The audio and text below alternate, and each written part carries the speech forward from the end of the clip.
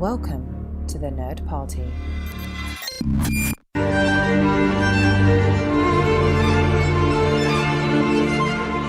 Hello and welcome to the latest episode of the A24 project, where we look at two films every 2 weeks distributed by A24. In our last episode we looked at two films, Krisha and the Adderall Diaries, that very much flew under the radar, but this week we've got two of their most well-known and perhaps well-loved films, Green Room and The Lobster. So Dallas, you're back again. How do you feel about this week's double bill?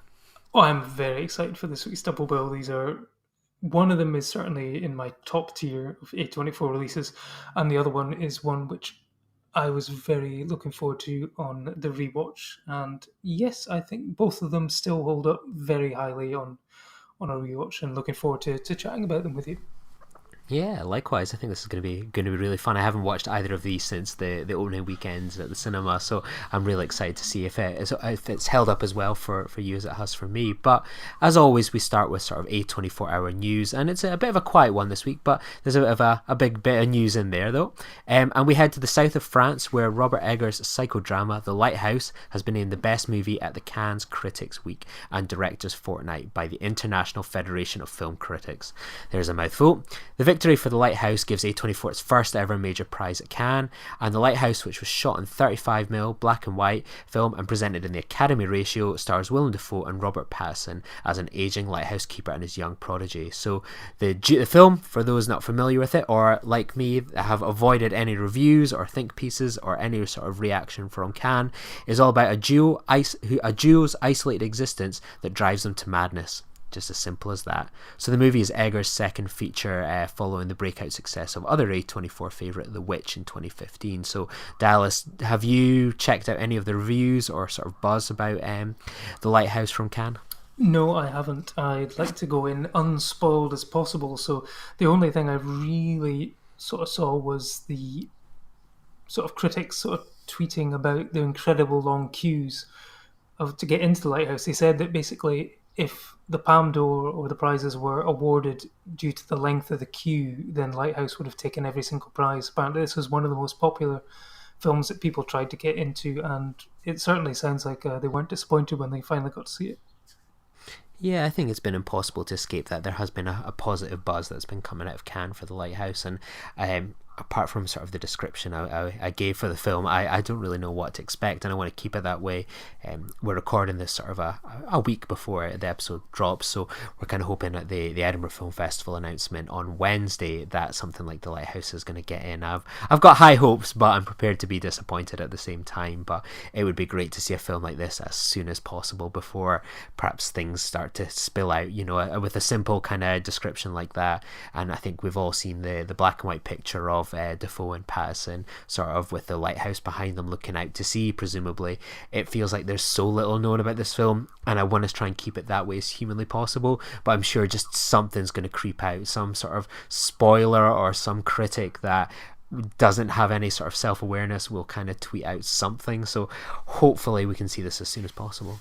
Yeah, no, well, I did see it could be a rumor. It was on Twitter, so it could be a rumor, but someone was saying that it might get a release in the US in early 2020, so it's like, ooh, that's a long time to have to wait. This could be another 8th grade, so let's hopeful that if not at Edinburgh, it appears at London Film Festival, and we can at least see it this year before it finally gets its main release, which hopefully is in a proper cinema-wide release and not another case of Under the Lake. But I think with the fact that it's won a prize at the Cannes Film Festival, which Under the Lake did not the previous year, I think we've got a much better chance of seeing it on the big screen. Yeah, I think that would be good. I think I saw the same rumour about The Lighthouse in 2020, and that absolutely terrified me. That I thought, like, oh my god, it can't be too long now. But then when people were sort of suggesting that the sort of 2020, I don't know where it's come from or whether that's true or not, but that's probably as terrifying as sort of The Witch, if that's to be true. Exactly, and so fingers crossed that we keep a light on for Lighthouse. And I was expecting more Lighthouse family gags, actually, to be honest, from the UK critics in their headlines, but I didn't read into the main reviews, so maybe there's a few in there. I've done a Twitter search for Lighthouse 2020 and nothing has really come up at all. So I feel that we hopefully will be okay. I think it doesn't look like it's going to be 2020, but there's still no date. So it could be 2020, but there doesn't seem to be news about 2020. So it could be that the 2020 is just a rumor. I'm going mad saying 2020. I feel like a CNN pundit talking about the American election. But before we dive into sort of Green Book and The Lobster today, I'm going to pose a question to you, Dallas, and it's the same question asked in today's film. What is your desert island band pick? And if you could be an animal, what animal would it be? So I'm going to let you have a think, and we'll hook the listeners and get your answers at the end. Okay, I'm thinking. So our first film today is Green Room. So directed by Jeremy Saulnier, hopefully that's Saulnier, yeah, there we go. His second feature, following the critical success of Blue Ruin, the film focuses on a punk band who find themselves attacked by neo-Nazi skinheads after witnessing a murder at a remote club in the Pacific Northwest. So the film stars Anton Yelchin, Imogen Poots, and Patrick Stewart. So Dallas, how did you come to hear about this film for the first time, and what was your initial reaction when you saw it? I think this was one of the sort of first films sort of picked up by Picture House cinemas when they started doing their Picture House Entertainment release strand, and it was one that got sort of certainly a big push on the indie scene. And I think there was a really good trailer. I mean, I'd seen the filmmaker's previous film Blue Ruin, which I thought was fantastic. It stars Mason Blair, who's also in this film is Gabe, one of the more sympathetic neo-Nazis it would be, if that's possible, and that film was a great film about a man who finds out that the person who was responsible for a terrible crime that affected his family has been released, and he wants to sort of take revenge. But it was a case of, this was a guy who wasn't really that competent at it. You know, normally in these sort of big Hollywood movies, people they all seem to know just how to fire a gun and know how to do all this sort of kung fu and stuff like that. This is what happens when a realistic interpretation of when this happens, and I thought it was a fantastic thing. And then Green Room was the potential for Jeremy Saulnier's sort of three colours trilogy, perhaps. You know, he went Blue Ruin, Green Room. I was hoping for something maybe red or something, but I think his third film was called Hold the Dark, so it didn't really fit into the thing there. But I think what drew me in certainly to this film was definitely the fact that, and they certainly built on this in the trailer and in the campaign, was this is the film where basically Patrick Stewart plays the bad guy, and you know the trailer had the scene of him on the other side of the door, sort of saying what's going to happen if things go south, and that was enough to sort of hook me in. And yeah, I was really looking forward to it, and I certainly enjoyed it when I first saw it. And what about yourself? Yeah, I was the same. I was hooked in by a couple of different factors. I loved the trailer, and I think you're right. I think this definitely was sort of the first Picture House film, and they seem to sort of pick maybe like one film a year. And this one, I was really surprised to see them sort of get the rights to. But you know, it's a fantastic trailer. You sort of look at it and you feel like it's, goddamn, this looks really stressful and intense. And you know, I'm a huge Star Trek fan, so I love Anton Yelchin as Chekhov and Patrick Stewart as my captain as Captain Jean-Luc Picard. So to see him in sort of a drama like this was just looked like it was going to be a treat. And like you, I really enjoyed Blue Ruin. I was me and you are probably one of the few people to actually have seen this film. It's, you know, well, it got a good critical success. Its box office wasn't that kind of great shake, and yeah, I think it was just one of those films that I think first time I saw it was like a Cineworld preview, so I think they showed it like a week or two early, and it was one of the most anticipated films, so I was kind of there on like a Monday night 8 p.m. to check it out, and I was sort of so stressed kind of watching it that it, you know, while the film is called Green Room, the whole film isn't sort of confined to this room as perhaps you might think, but sort of there's this room for a good chunk of the middle, and sort of in and around sort of this club for the rest of it. And I just found sort of the tension of, oh my god, how are they going to get out of this room? And I thought the violence was sort of well pitched. It didn't feel kind of hokey or kind of over the top. It felt really bloody, and as you kind of said, it's realistic that people would be hacking at people with things or badly shooting things, and it sort of felt very real, and it sort of added to the stress of anything could happen, because, you know, spoiler alert, a lot of people die throughout this film and kind of reap what they sow, or are unfortunate victims, and I like that it didn't hold back in sort of that you know, that stakes really. Yeah, no, I mean, when I rewatched it a couple of days ago, I actually checked, and the incident which sort of sets this whole thing off. I mean, so the plot is this band is sort of touring around the Pacific Northwest, and they're in need of another gig to make some money. So this guy sets him up in this club, which turns out to be it's an afternoon show in a neo-Nazi bar up in just outside sort of Portland, Oregon, sort of in Washington, and basically within the first 17 minutes, they go back to the green room and find out there's a dead body in there, and they've now witnessed this, and then the club owner decides we can't let you leave, and they're going we need to leave, and this basically is within 17 minutes it's like we're off to the races now, and it doesn't really let up in terms of tension for the rest of the film. I think we've actually done A24 seem to be on a roll at the moment. I think the last sort of few episodes, most of the films we've watched have been at around that sort of 90-minute mark, and this is sort of 91 minutes, and yeah, he basically doesn't take his foot off the gas from that point on, and yeah, it's just nerve-shredding sort of tension. And what I really liked about the film was, yeah, there are some incredibly brutal moments in it. I'm thinking of the result of when Anton Yelchin pulls his arm back in from the door of the green room, and it's just like, oh, it's like horrific to see. And also there's a thing with a Stanley knife as well that I'm not going to spoil, but it's basically they're all done with practical effects, and that's what really sort of hooked me in the fact that it all felt really believable. And I think there was an interview with the director who says, looking back on it, there was one point that he maybe would have changed, which was the fact that they gave the gun away out the door. But everything else is basically people reacting how you think people would react. You all have this idea in your head of how you think you'd react to something. No, you'd basically shit yourself and basically be stumbling from one moment to the next, trying to figure out what to do. And it's a very well executed version of that. I thought you never really doubt the motives of anyone at any point during this film.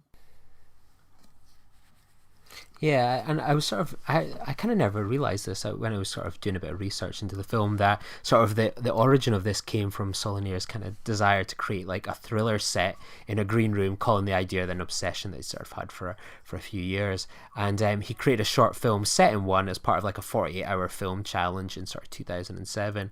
And although that one was a supernatural one as opposed to sort of dealing with Nazis, and he called it like a really kind of fun and hammy movie. But however, he still wanted a chance to do sort of his version of a green room movie and do it the right way. And although the film, he mentioned, sort of features a large amount of violence and what he describes as full frontal gore, he's gone on record as stating that is not sadistic, and every act of violence apart from the initiating incident is done with a reason, and as such he's kind of described that there's no gratuitous close-ups or of the recently deceased characters. So it's it's interesting. I'd love to sort of seen that sort of mini 48-hour movie version of Green Room. I wish they'd put that on like the Blu-ray. Yeah, no, I didn't realise that. So that's something that I must sort of search YouTube or something. I mean, there must be a version of it out there somewhere. So yeah, no, it'd definitely be interesting one to see where the initial inspiration was from, and also I'd be actually keen to see him do something in the supernatural genre as well, because I think he's definitely got a good eye for sort of pacing and tension and stuff like that. So I think a sort of ghost story or horror, well, I mean, this is certainly in many respects a horror thriller. So I think, yeah, that's definitely a genre I'd like to see him dip his toe into, I think. You kind of picked up quite rightly that we're sort of in a bit of a trend at the moment with these A24 films of being about sort of that sweet spot of a 90-minute long movie. This film also brings back the Nazi dogs. How did you feel to see Nazi dogs back in sort of the A24 filmography? They're becoming as kind of recurring as Robert Pattinson. I know it's one where this one seemed like, I don't know, it's almost like the dog got its own sort of redemptive arc. You actually felt sorry for the dog at times. It was getting attacked, it was getting kicked and stuff, and then you see it just sort of wandering along the road, sort of sitting down by its owner towards the end, and it's just like, oh, the dog's just misunderstood. It's just been, it's nature or nurture. It wasn't born bad, it was treated bad in such a way. So he's not a bad dog, he's just fallen in with the wrong crowd, I think. So I think that dog has potential to be redeemed if there was ever a sequel for it, I think. Yeah, I did like when you see sort of the dog at the end, sort of after the whole music is, and it just pottering on by, and they're sitting there like they shoot at the dog, but thankfully they're out of bullets, and the dog just kind of trickles on by. I really did like that. I think that was one of the redeeming moments for the Nazis, that that you can still get away. There's still hope. I mean the character Gabe, played by Macon Blair, was definitely a very sort of well-rounded sort of character. He was in this, he was in this lifestyle and whatever, but you definitely saw that he was maybe not comfortable with the entire thing, and I think that was a really nice sort of twist on the character as well. The character, Darcy, played by Patrick Stewart, is very complex as well. I think if there was one thing which I wasn't entirely sold on, is the fact that because the film basically within the first 15, 17 minutes is that gets underway, I almost felt there wasn't enough time spent with the band initially to really get to know them in order to care about the outcome, to care about whether they lived or died in the following sort of 45 minutes. I mean, the only one that I felt sort of any real sort of empathy or sort of was Anton Yelchin's character, but that might be just because Anton Yelchin was such a likable guy in real life, and in his other films that he has that empathetic quality where you want to see him survive. But the rest of them, because I'm not sure if I really even got a couple of their names, so therefore in that respect I thought it was maybe there was an emotional detachment from some of the characters that meant I didn't care about whether or not they lived or died. What about yourself? Yeah, I think one of those ones that what kind of helped perhaps me for me is that I now love Anton Yelchin, and Alia Shawkat, who is the guitarist of the Ain't Rights band. I think she's fantastic in Arrested Development. So I've sort of kind of got a built-in love for these characters, and seeing them in any sort of distress is already there for me. I could have had like 30 seconds with those characters and I would have felt upset and stressed for them when everything else starts to kick in. But I think, yeah, you're totally right, and that's sometimes where you think in certain other kind of horror movies, for example, sometimes do it better, that longer we spend with the characters before everything goes to shit, you're more invested in sort of them, and it hurts more when they get the knife in the back, or they meet their kind of grisly doom. Apart from that, they might just be a generic bassist in a band or something like that, or a drummer. So you can't really rely on us actually loving these actors or these actors from out with the film. Yeah, no, I think it's like if the film if it had taken maybe sort of like half an hour at the beginning, to get to know them, you would have had more of an emotional investment. But then I think the film overall would have suffered if it had been sort of around the 2 hour mark. I think it would have been difficult to sort of keep up that momentum and sustain that sort of tension over that sort of thing. So I understand why he's done it. But I mean, sometimes if people who enjoy a horror movie also enjoy the hunt and the kill, and therefore it's always fine to have a few people that you don't really care about who you're actually looking just to see get murdered, just to see how they do it in inventive, gory ways. So I mean, yeah, you need some dog or Nazi fodder for this movie as well, I think. Definitely. So talking of Nazis then, what did you make of sort of Patrick Stewart as Darcy Banker? He's the leader of the skinheads. A lot of people maybe think of him as Mr. X. Professor X. He's got a professorship, he's got a PhD and all that. He's earned that title. Absolutely. So people will think of perhaps Professor X or Captain Jean-Luc Picard. What did you make of him in this role? Oh, I thought I was utterly convinced by him. I never doubted his motives, or I think what made him terrifying was just the calm, matter-of-fact way that he went about dealing with things.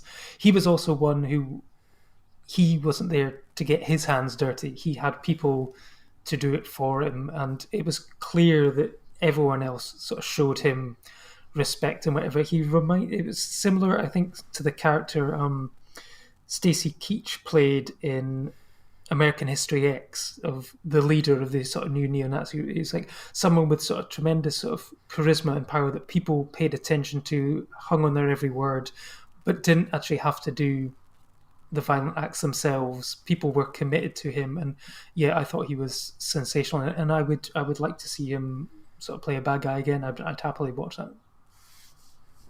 What did you think about Imogen Poots? She's been a former guest on our other podcast, Filibuster. What did you make of her in this role as Amber? I mean, Imogen Poots is an actress that I've got a lot of time for. I thought she was great all the way back in, I think it was 28 Weeks Later and stuff like that. Right, but she was good in the film. I thought she was great as a sort of the character that you didn't know which way she was going to side with. I mean, she was friends with the person who got murdered, and she's clearly got a distrust for the band. She really probably couldn't care less whether they lived or died. She was out for herself and stuff like that. So in that respect, I thought she had a couple of great moments. But again, we didn't really learn anything about her character up until the point that we meet her in the room where it's already kicked off. And so at that point, I thought it was maybe more could have been done with her. But I mean, you do get certain bits of character development with it. I think, as you mentioned, sort of in the intro, this one of the sort of great. I love a great running gag in a film that gets payoff towards the end,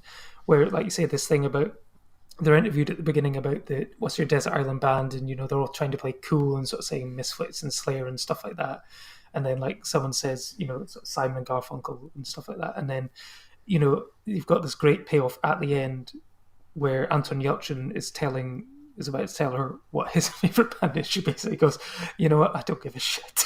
It's just like, because at that point you're really wanting to know. He's the only one who hasn't answered by that point, and you think you're going to get the answer at the end of it. I think it's just a nice, neat little rug pull by the director to have that at the end, because you've also got that story, the paintball story. I think is a great one as well, where you're looking for the payoff to that as well, and he sort of got that nice little sort of bait and switch, I think, and it's a nice sort of keeps you guessing towards the end as well, which I liked.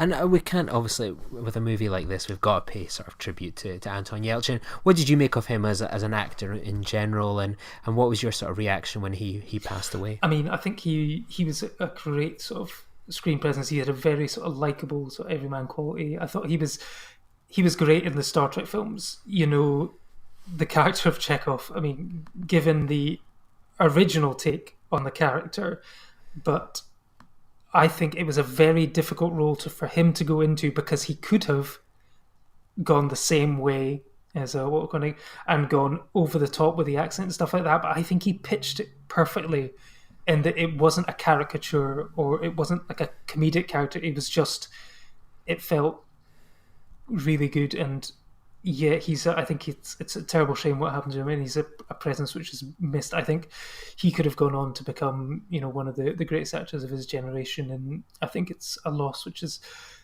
he maybe wasn't as felt as, he hadn't got to that Heath Ledger level yet, but I think given a few couple of roles, because the likes of, I think it was Roger Dodger and stuff like that. I mean, also, great in the Fright Night remake, which I know on Twitter recently that there's been a lot of debate over with certain people in the network, but I thought he was great in that as well.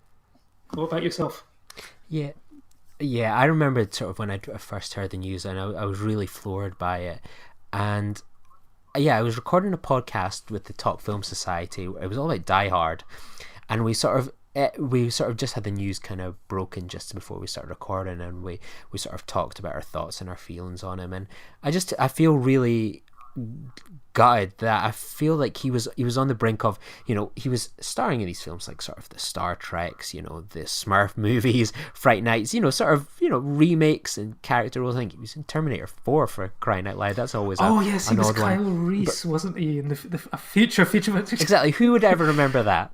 Well, only us now, on being prompted by IMDb. Exactly, but I remembered that because it was one of those things. He was just one of those actors that I was immediately taken with him in sort of the Star Trek 2009 remake, and I was like, who is this guy? I want to see him in everything. He had sort of that infectious personality, that smile on his face, that, there's a great gif of him where the camera just moves in on his face. He's just the greatest. And, sort of around sort of that kind of, not long after sort of Into Darkness, he was in Jim Jarmusch's Only Lovers Left Alive. He was sort of providing the vampires with their drugs in terms of blood, and he was sort of starting to appeal in things like sort of Green Room. I really loved him in Thoroughbreds. That's one I haven't seen yet, actually. I really need to catch that one. Great film. One that I love him in, it's a fantastic film. I'm not sure, have you seen Like Crazy? Yeah, I was just about to say that. Yeah, fantastic great film. film. I thought that was one of the best films that I saw in 2011. It's if you're listening to this, I know we're here for A24 films, but this isn't an A24 film. But please, if you're looking for an Anton Yelchin film, check out Like Crazy. It was just brilliant, that one. Yeah, it was a fantastic one, and it was just like these rules were starting to become more and more common, and it was weird. I remember when I went to see Star Trek Beyond, sort of, it was one of the first films released after his death, and that one hit quite hard because like he is so good in it. After barely being in Into Darkness, he has like got a great role in Star Trek Beyond. He has so many little moments, and I remembered, the Trek fan I am, it's a new Star Trek release, there's so much to take in, but I couldn't stop just looking at his performance and taking all of that in, and I just thought he was one of the best things in it. There's just little moments where he's like a scanner starts going off detecting one of the away teams, and he goes, oh, and it's just, and like he checks out a character's bomb, and it's just little things. Like, I know that sounds silly, but he really filled this character with little beats and moments that made him really special. And sort of when they start playing sabotage, when they're destroying the ships, and at the end they sort of pay tribute to absent friends, and at the time it was sort of a kind of a nod to sort of Leonard Nimoy, but in sort of that final edit you can tell that they've sort of just lingered on Yelchin just that extra few seconds, and it was a real treat. And I just think it's, he could have been one of the greatest actors of our generation, and thankfully he's left us with some really great films. Even just one of those films like Crazy, that's more, some actors will never achieve that level of quality, and I just think it's a real shame. And when you watch a film like this, you just think, what could have been. It was such a freaking horrible death. It was just, I can't imagine what that must be like. And I know his family have sued the people involved, and there's been art exhibits, and I think there's going to be a documentary sort of that they've created about their son, which will be interesting, and I'm sure we'll cover in some form or another one day. But yeah, he was a real class act, and I think a film like this will stand the test of time. It may not have made much at the box office. It made less than its budget of $5 million, but I think a lot of people will continue to find this film because of the talent involved, and even just sort of the A24 name. And one last thing, I recommend you check him out in Curb Your Enthusiasm as well. He plays a young Jewish magician, and he is surprisingly a totally brilliant guy as an absolute dickhead in it, so definitely check that one out. Definitely will. So yeah, so that kind of brings us on to our next film, and that is Lobster. So Yorgos Lanthimos broke out for a lot of film fans with The Lobster. So starring Colin Farrell and Olivia Colman, Ben Whishaw, Rachel Weisz, and Leah Sedana. This is set in a dystopian society, and David, played by Colin Farrell, whose wife has just left him, is sent to the hotel for singles in the country. So the strict hotel rules are meant in a clinical fashion to foster love, as everyone in this society, straight or gay, is to be paired up romantically. There are harsh punishments for anyone breaking the rules, and like the others, if David does not find love at the hotel within 45 days, he will be surgically transformed into the animal of his own choice. David's choice being a lobster. This transformation does not mean a punishment, but rather an opportunity to find love as another species. So Bob, the dog that David brings to the hotel, was in fact David's brother in human life. So David will discover that his search for love is dependent on the other people at the hotel. Each has her or his own agenda, and what to do if true love cannot be found within the time limit. Unaware of it, upon the arrival at the hotel, David will also learn that there are a bunch of anarchists who live in the woods nearby, many of those being escapees from the hotel, and the anarchists do not tolerate coupling in any form within the group, except as a ruse when they need to assimilate into the city life. So Dallas, that is quite a film description there. How did you first find out about The Lobster, and how did you see it for the first time? I think it was, Yorgos Lanthimos I hadn't seen his first film. I think it was, is it Dogtooth or something like that? But this was one, I think this was another, I think this was actually another Picture Entertainment one, and I think it was the marketing campaign got me in. I was a big fan of, I wasn't always a Colin Farrell fan. He started off doing the likes of SWAT and things like that. But it was In Bruges showed me the potential. I'm sure I've waxed lyrical about Colin Farrell on another podcast at some point, but it was In Bruges that showed me he could be a great comedian. And, when he's operating outside the blockbuster system, I think he is absolutely fantastic. Even when in the blockbuster system, he can be good. He was actually the best thing about Fantastic Beasts and Where to Find Them, and it's a crying shame that at the end he morphed into Johnny Depp, and I think that is a decision which has going to ruin that franchise because, Colin Farrell was superb in the small role he had in that one and could, I think, been much better than Johnny Depp, especially with all the other baggage which is going on with Johnny Depp at the moment. But I mean, the idea, I mean, the description you supplied, the idea that basically you've got 45 days to find love or you're going to get turned into an animal. And just the look of the film and the matter of factness of it all. It's not this, over the top sci-fi future. This is basically how we are living now, but you just go out to a rural country retreat to find love, and if you're crap at speed dating, then you're going to get turned into a badger or something. That was enough to hook me in, and I saw it at the home cinema in Manchester. I was down for a cinema conference and I'd arrived the night before and went along to check out my surroundings, and Lobster's on. Yep, I'll give that a watch, and I was utterly blown away by it. It was one of my favourite films of that year, and I think that was a very good year actually. 2015 was the same year. You had Force Awakens came back and reignited the love of Star Wars. You had Mad Max Fury Road, but this was probably definitely up there in my top 5, I think. What about yourself? Yeah, I was excited and sort of curious by the trailer, and it seemed very much right up my street. Yorgos Lanthimos, someone I didn't really know too much about at the time, and I remembered sort of it's kind of funny you should say sort of 2015 was a great year. I always felt like it was like I was really liking the year, but I wasn't getting that sort of that film where I thought, oh, this is gonna be my number one film of the year. And sort of I remembered sort of putting a lot of hope on The Lobster, that it could be my favourite film of the year. And I remember going to see it after work on a Monday night. I don't know why I wasn't able to see it at the weekend. And I remember going in and I was really surprised by it. I sort of expected the hotel to be sort of the entire movie, that was going to be the main focus of the film. And sort of when you watch the trailers, it really does keep the sort of the second half of the movie where they're hanging out in the woods with the anarchists, perhaps trekking into Dublin. That was all kind of kept up, up its sleeve, and that kind of threw me a little bit at first. But I really kind of liked that surprise element that a film like this can kind of play its cards so close to its chest, and I think it was all the more interesting for kind of taking that approach. It can be a little jarring the first time you see it, but I think once you settle on the idea, it made perfect sense to me.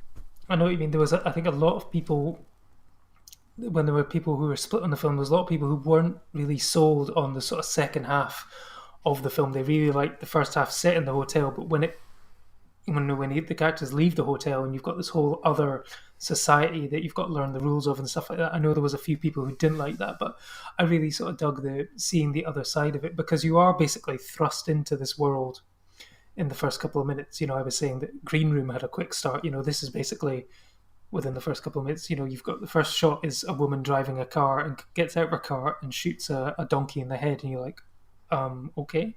And then Colin Farrell's getting sort of picked up and taken to the hotel because his wife left him. And it's like immediately like that. It's like, this society does not tolerate, single people. We need couples, the reasons. I like the fact that it never explains why this is happening. It's just accepted, and, the rules are there. Everyone seems to follow the rules. They don't seem to, apart from the anarchists, but people go willingly to the hotel because they want to find love and stuff like that. And some people go to different extremes to try and nurture a relationship. They're basically, this idea that a relationship, you can only find love with someone if you have like an interesting feature together, such as a nosebleed, or you've got a limp or a lisp, or you're short-sighted. I think it's a bit more than that, but this is the sort of thing that they plug into. But I love the world building of the hotel, the rules and stuff like that. I'd forgotten Olivia Colman was in this, which, it's suddenly you then realise, oh, but Rachel Weisz and her were in The Favourite. Of course, it now makes total sense, but I liked her as the manager of it, and the sort of matter-of-factness of it, all the sort of scenes where they're showing you what can happen, like dining alone where the guy chokes to death, but dining in a couple, you get saved with a Heimlich maneuver, or a woman walks alone and like the guy just comes up behind her and rapes her, and it's like, but if he was walking with a couple, it's like, oh, no problem at all, and everyone's sort of clapping away and stuff like this.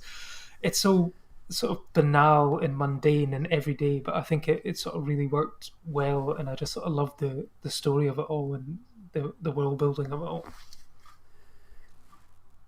Yeah, what I really like about this film is sort of that style where, I'm sure we'll discuss it a bit more with sort of the killing of a sacred deer coming up, but I really like that style where it's sort of, it is very unnatural. People sort of seem very stripped of their emotions when they're talking and describing things. And I know that sort of splits some opinion.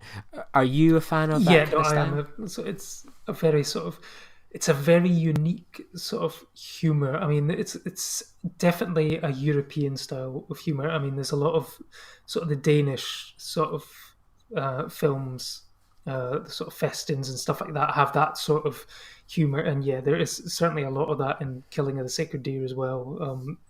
Even more extreme than this one. But I just love the. I mean, it's like a shot when a woman decides that she can't find love and decides to end it all by jumping out of her hotel room window, but she's on the first floor and doesn't quite succeed in the job first time and is basically lying on the ground crying in pain, and everyone's sort of looking around, and you've got this cold sadistic person that is just like, yeah, she doesn't care, and like Colin Farrell's trying to woo her by also pretending to be heartless and stuff like that. And yeah, and I mean, it's that kind of sick sort of twisted humor was sort of really right up my street. One thing I know that this is going to be a spoiler, so if anyone hasn't seen The Lobster, thank you for listening to this far. Go watch the film and come back. But sort of the film ends with sort of Rachel Weisz's character and Colin Farrell. There's a romantic relationship there, and Rachel Weisz's character has lost her eyes as punishment for that. And Colin Farrell's character David, he goes into the bathroom. He is going to make a declaration of love and cut out his eyes, but the film ends with us not knowing if he's come back from the bathroom having chopped out his eyes or what the situation is. When you watch the film and, years later, what is your reaction to that? The first time I think I saw it, I thought that he didn't do it because the film up to that point has shown that people will lie in an attempt to get a relationship. Ben Wishaw's character sort of knocks his head on desks and stuff to get nosebleeds in order to go out with a girl who gets nosebleeds, and Colin Farrell has pretended to be heartless in order to try to do a relationship. Now, Rachel Weisz will never know if he is indeed blind, so there's a chance that he probably didn't do it, but he really does love this woman, and he's tried. You see it in the sort of final couple of scenes, him trying to find any other sort of common love or trait between the two of them that they could work on, whether it's, do you like blackberries, do you like this certain type of animal and stuff like that, do you like this piece of music and whatever, and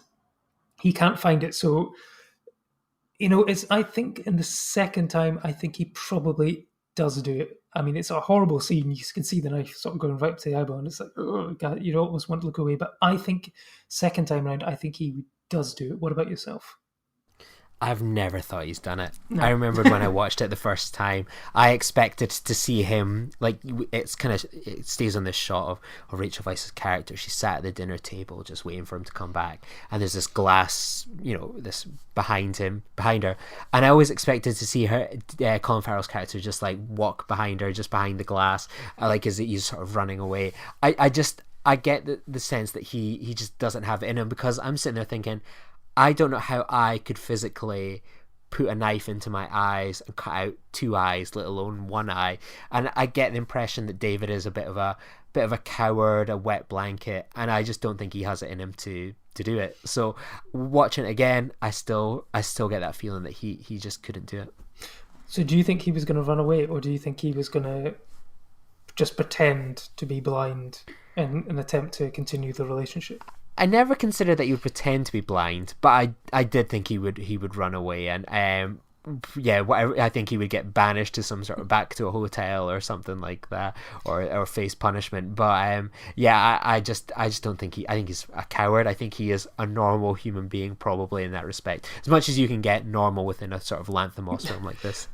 Yeah, I know. I mean, there's some. I mean, it's the humor of the thing. I mean, he's great at that. Colin Farrell is great at that sort of absurdist sort of humor. I love the way that they're sort of escaping from like the group, and he's sort of running along the road. And he goes, "Oh, I'm sorry, I can't run any faster. My trousers are too tight." Or there was a great line.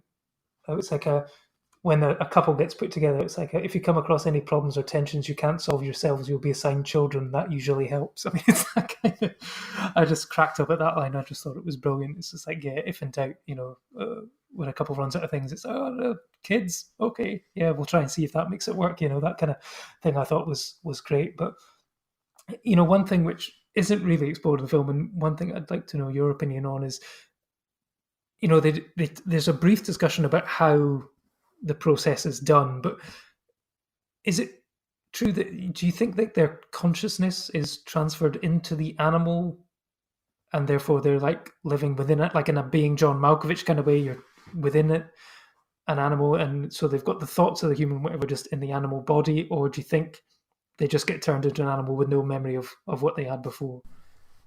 I think it... I don't know how they could do it. I just don't know how they could do it. Exactly. It's all behind that one door as well. I wonder if it's the guy from Tusk or something's in there that carries it out. Like, I don't know. I really don't know. What I love about kind of the film is that world building, that in sort of this comedy, drama, that they do so much world building and make it so casual. I would love to know where the inspiration for this film came from, how they devised the rules, how they decided to go with it. I just think it's incredible writing. It's a great piece of sort of science fiction in a way. Yeah, no, I'm convinced. I think it must have sort of received some awards for the screenplay, because I thought the screenplay was exceptional, but also, a great sort of, I love sort of film locations, and so I was really wanting to know where this hotel was, and apparently it's the Park Snilla Hotel in sort of Southern Ireland. But apparently, a short boat ride from that area, you get to Skellig Michael, which was the set for Luke Skywalker's island in The Force Awakens and Last Jedi. So you could almost capture two film locations with one single trip. So it's something which has been on my list for a while, and I would love to go over and see both locations, stay in the hotel, and then take a trip to Skywalker Island. I feel like there's going to be an A24 Project road trip coming up again. Planes, trains, and automobile and boat trip, I think. Yeah, absolutely. Certainly not just by car this time.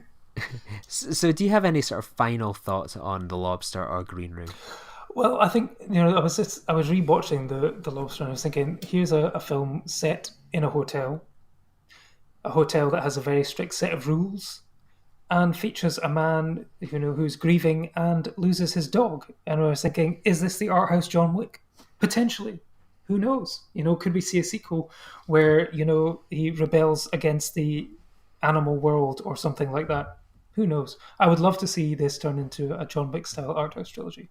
I think it'd be something which would be quite unique, I think. But I thought Killing a Sacred Day was great. I love The Favourite, so I'm all in for the next sort of Yorgos Lanthimos. So whatever he does, it's going to be absurd, but I'm all in at this point. He hasn't let me down so far. And with the Green Room, I think it's one which is a fantastic film, maybe slightly light on the emotional engagement, but I really actually do need to check out his new film, Hold. I think it's Hold the Dark on Netflix. It's one which has been on my list for a while, but I need to get around to it. And based on the rewatch of Green Room, I'm certainly going to load that up on Netflix very soon, I think. Yeah, absolutely. So I think this has been it's almost like 20 minutes longer than our last episode sort of discussion. It says something about the quality of the films, possibly. Yeah, I think you can tell we're both passionate about these movies. So yeah, thank you very much for everyone that's listening and everyone that's been leaving reviews in the iTunes stores and downloading and streaming the episodes. It's been really heartening to see people are kind of joining us along for the journey as listeners, so I really appreciate it. So for those that are leaving reviews, thank you very much, and if you haven't had a chance to leave a review, please leave a couple of kind words, a couple of stars, whatever you can spare. It's really appreciated, so thank you very much, and I'm looking forward to returning in a couple of weeks with De Palma and Swiss Army Man. So another two interesting movies. Have you seen those ones, Dallas? I haven't I've seen Swiss Army Man, but I haven't seen De Palma, so I'm looking forward to catching that one the first time. But you haven't asked me. You were going to ask me the questions. I haven't given you my desert island films yet and all that. So yeah. That's do right. you want to know? So what? Yeah. So what is your desert island pick, and what animal would you want to be? Well, the desert island pick. It was like, my wife will know, my musical taste basically ran from around about sort of 1996 to about 2000. So it was a very sort of small window where I actually really sort of cared about bands and stuff like that. Most of my stuff is now listening to film soundtracks. So I was thinking, do I pick John Williams? But then do I pick Hans Zimmer? But if I was going to go for a musical artist that I would want to, someone who could take me to different places, whether it be different countries or outer space. So I would have to pick David Bowie. Has to be David Bowie for me. He's probably a great songwriter of all time, and I think I love more of his music than anyone else. So definitely Bowie for me. What about yourself for your desert island pick? This is a tough one because it could change any day of the week, but I'm sort of in a bit of a Jeff Buckley vibe again. I loved him when I was a sort of teenager, so I've kind of backtracked again to that, like most people. So Jeff Buckley would be my choice. And what animal would you like to be most? Well, again, this was one that I was giving a lot of thought to, and I was, because he says he wants to be a lobster, but then I was thinking, given Blue Planet and all the pollution in the waters and all the plastic and stuff, I don't think I'd want to be living in the water. So then I was thinking, do I go for a really long living animal? But then, you're basically something like an elephant where you're going to get hunted, or a tortoise where you're going to live on an island and basically you're going back in the sea and probably going to end up with a plastic straw in your nose. So I thought I'd go with something that enjoys the solitary life. If you haven't found, a partner in, human form, you might not find one in animal form either. So someone that is apparently very solitary and enjoys its own company is the red panda. So I would like to go to be like a sort of trash panda, rocket raccoon, red panda type of thing, I think. If I have the ability to speak, I'd become like a rocket raccoon in real life, I think.